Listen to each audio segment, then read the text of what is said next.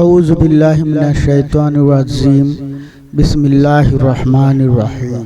আর তোমরা যখন বললে, হে মুসা, আমরা একই ধরনের খাদ্যদ্রব্য কখনোই ধৈর্য ধারণ করব না, কাজেই তুমি তোমার পালনকর্তার নিকট আমাদের পক্ষে প্রার্থনা করো, তিনি যেন আমাদের জন্য এমন বস্তু সামগ্রী দান করেন যা জমিতে উৎপন্ন হয়, তরকারি, কাকড়ি, গম, মুসুরি, পেঁয়াজ প্রভৃতি।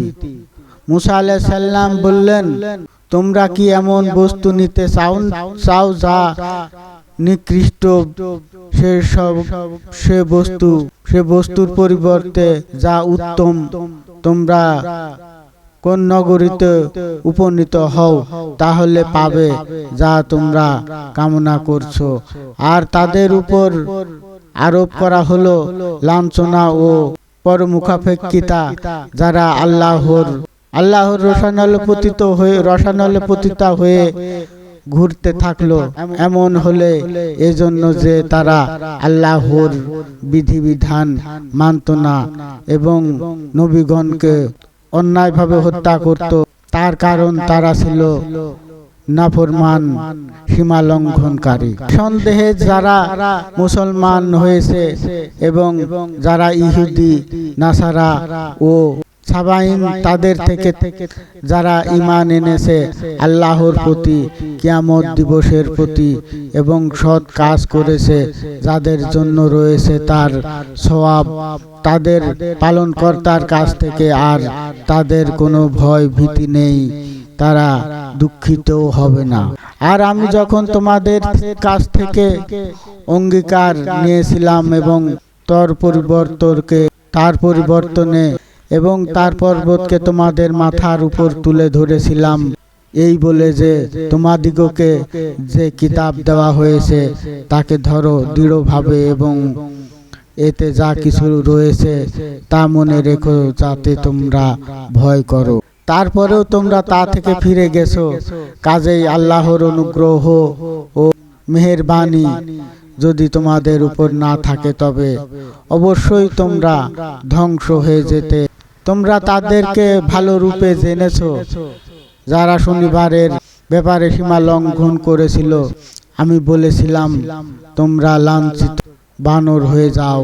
অতঃপর আমি এই ঘটনাকে তাদের সমসাময়িক পরিবর্তনের জন্য দৃষ্টান্ত এবং আল্লাহ ভীরুদের জন্য উপদেশ গ্রহণের উপাদান করেছি। তখন মুসা আলাইহিস সালাম স্বীয় সম্প্রদায়কে বললেন, আল্লাহ তোমাদের একটি গরু জবাই করতে বলেছেন। তারা বলল, তুমি কি আমাদের সাথে উপহাস করছো? মুসা আলাইহিস সালাম বলল, মূর্খদের অন্তর্ভুক্ত হওয়া থেকে আমি আল্লাহর আশ্রয় প্রার্থনা করছি। তারা বলল, তুমি আমার পালনকর্তার কাছে আমাদের জন্য প্রার্থনা করো যেন সেটির রূপ বিশেষণ করা হয়। মুসা আলাইহিস সালাম বলেন, তিনি বলেছেন, সেটা হবে একটা গাভী বা যা বৃদ্ধ নয় এবং কুমারীও নয়, বার্ধক্য এবং যৌবনের মাঝামাঝি বয়সের, এখন নির্দিষ্ট কাজ করে ফেলে। তারা বলল, তোমার পালনকর্তার কাছ থেকে আমাদের জন্য প্রার্থনা করো যে তার রং কি রূপ হবে। মুসা আলাইহিস সালাম বলেন, তিনি বলেছেন যে গাঢ় পীতবর্ণের গাভী বা দর্শকের চমৎকৃত করবে। তারা বলল, আপনি প্রভুর কাছ থেকে প্রার্থনা করুন। তিনি বলেন, দিন যে সেটা কিরূপ, কেননা গরু আমাদের কাছে সাদৃশ্যশীল মনে হয়। ইনশাআল্লাহ এবার আমরা অবশ্যই পথপ্রাপ্ত হব। মুসা আলাইহিস সালাম তিনি বলেন যে এ গাভীর ভূকর্ষণ ও জলসেচনের শ্রম অত্যন্ত অভ্যস্ত নয় হবে নিষ্কলঙ্ক নিখুঁত। তারা বলেন, আপনি প্রভুর কাছে প্রার্থনা করুন। তিনি বলে দিন যে সেটা কিরূপ, কেননা গরু আমাদের কাছে সাদৃশ্যশীল মনে হয়। ইনশাআল্লাহ এবার আমরা অবশ্যই পথপ্রাপ্ত হব। মুসা আলাইহিস সালাম বলেন, তিনি বলেন যে এ গাভী ভূকর্ষণ ও জলসেচনের শ্রমে অভ্যস্ত নয়, হবে নিষ্কলঙ্ক নিখুঁত। তারা বললে, এবার সঠিক তথ্য এনেছো। অতঃপর তারা সেটা জবাই করলো, অথচ জবাই করবে বলে মনে হচ্ছিল না। যখন তোমরা একজনকে হত্যা করে পরে সে সম্পর্কে একে অপরকে অভিযুক্ত করেছিলে, যা তোমরা গোপন করেছিলে তা প্রকাশ করে দেয়া ছিল আল্লাহর অভিপ্রায়। অতঃপর আমি বললাম, গরুর একটি খণ্ড দ্বারা মৃতকে আঘাত করো। এভাবে আল্লাহ মৃতকে জীবিত করেন এবং তোমাদেরকে তার নিদর্শন সমূহ প্রদর্শন করেন, যাতে তোমরা চিন্তা করো। অতঃপর এই ঘটনার পর তোমাদের অন্তত কঠিন হয়ে গেছে তা পাথরের মতো অথবা তদপেক্ষ কঠিন। পাথরের মধ্যে এমনও আছে যা থেকে ঝর্ণা প্রবাহিত হয়, এমনও আছে যা বিদীর্ণ হয় অতঃপর তা থেকে পানি নির্গত হয়, এবং এমনও আছে যা আল্লাহর ভয়ে খসে পড়তে থাকে। আল্লাহ তোমাদেরকে কাজকর্ম সম্পর্কে বেখবর নন। হে মুসলমানগণ, তোমরা কি আশা করো যে তারা তোমাদের কথায় ঈমান আনবে?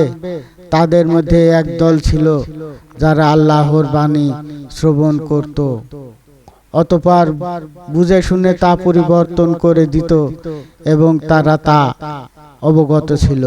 যখন তারা মুসলমানের সাথে মিলিত হয় তখন বলে, আমরা মুসলমান হয়েছি। আর যখন পরস্পরের সাথে নিভৃতে অবস্থান করে তখন বলে, পালনকর্তা তোমাদের জন্য যা প্রকাশ করেছে তা কি তোমাদের কাছে বলে দিচ্ছি? তাহলে যে তারা এ নিয়ে পালনকর্তার সামনে তোমাদেরকে মিথ্যা প্রতিপন্ন করবে, তোমরা কি তা উপলব্ধি করো না? তারা কি এতটুকুই জানে না যে আল্লাহ যে সব বিষয়ে পরিজ্ঞাত, বা তারা গোপন করে এবং যা প্রকাশ করে? তোমাদের কাছে লোক নিরক্ষর, তারা মিথ্যা আকাঙ্ক্ষা ছাড়া আল্লাহর গ্রন্থের কিছুই জানে না, তাদের কাছে কল্পনা ছাড়া কিছুই না। অতএব তাদের জন্য আফসোস যারা নিজের হাতে গ্রন্থ লেখে এবং বলে এটা আল্লাহর পক্ষ থেকে অবতীর্ণ, যাতে এর বিনিময়ে সামান্য অর্থ গ্রহণ করতে পারে। অতএব তাদের প্রতি আক্ষেপ তাদের হাতে লেখার জন্য, তাদের প্রতি আক্ষেপ তাদের উপার্জনের জন্য। তারা বলে, আগুন আমাদিগকে কখনো স্পর্শ করবে না, কিন্তু গনাগনি কয়েকদিন বলে দিন, তোমরা কি আল্লাহর কাছে থেকে কোনো অঙ্গীকার পেয়েছো যে আল্লাহ কখনো তার খেলাফ করবে না? না, তোমরা যা জানো না তা আল্লাহর সাথে জুড়ে দিচ্ছি। হ্যাঁ, যে ব্যক্তি পাপ অর্জন করেছে এবং যে পাপ তাকে পরিবেষ্টিত করে নিয়েছে তারাই দোজখের অধিবাসী, তারা সেখানে চিরকাল থাকবে।